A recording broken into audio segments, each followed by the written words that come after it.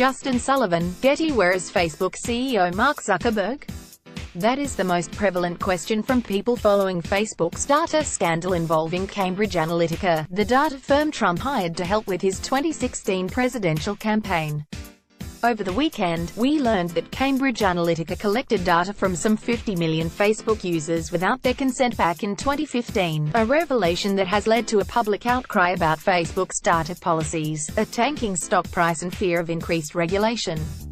Facebook has dealt with these kinds of firestorms before. It is still grappling with the aftershocks of the 2016 presidential election, for example, in which Russian sources used Facebook to spread disinformation and sow political unrest among voters.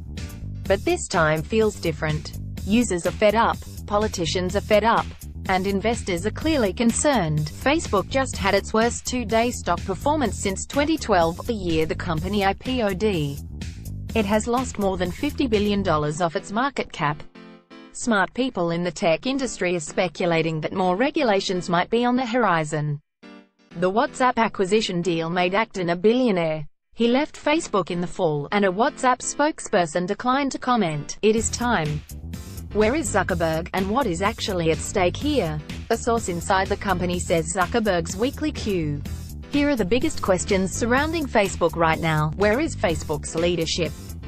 Facebook's two most prominent executives, Zuckerberg and Sheryl Sandberg, haven't said anything about Cambridge Analytica, and were notably absent from AQ.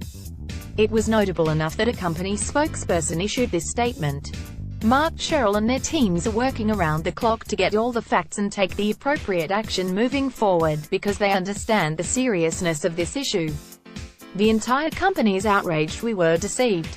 We are committed to vigorously enforcing our policies to protect people's information and will take whatever steps are required to see that this happens. Have more information? Contact Kurt Wagner at kurt@recode.net or on Signal or a message at 425-218-7890. There is no doubt that Zuckerberg and Sandberg are involved in the company's process here. Sandberg, who has been at Facebook for a decade and as Zuckerberg's known to, is credited with building the company's entire business. Their public absence can likely be explained by looking back at how Facebook handled the early stages of its Russia investigation in late 2016. Remember when Zuckerberg spoke a few days after the election and said that it was crazy that fake news could have impacted the election? It's likely that Facebook's PR teams are trying to avoid a similar situation here before they have all the facts. Is Facebook under investigation from the FTC? That's what Bloomberg reported on Tuesday, and a source inside Facebook says that the FTC has reached out with a heads-up that it will send over a list of questions about the Cambridge Analytica situation. Those questions are expected by the end of the week, and will likely fall on the shoulders of Erin Egan, Facebook's chief privacy officer. In a statement attributable to Rob Sherman, Facebook's deputy chief privacy officer, the company said, "We remain strongly committed to protecting people's information.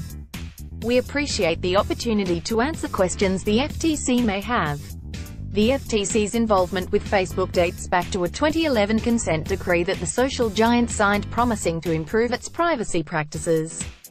The FTC would seemingly like to ensure that Facebook did not violate this decree. In a story published on Sunday, a former director inside the FTC told The Washington Post that Facebook could face massive fines if it's found that it did indeed violate the privacy promises it made to the FTC.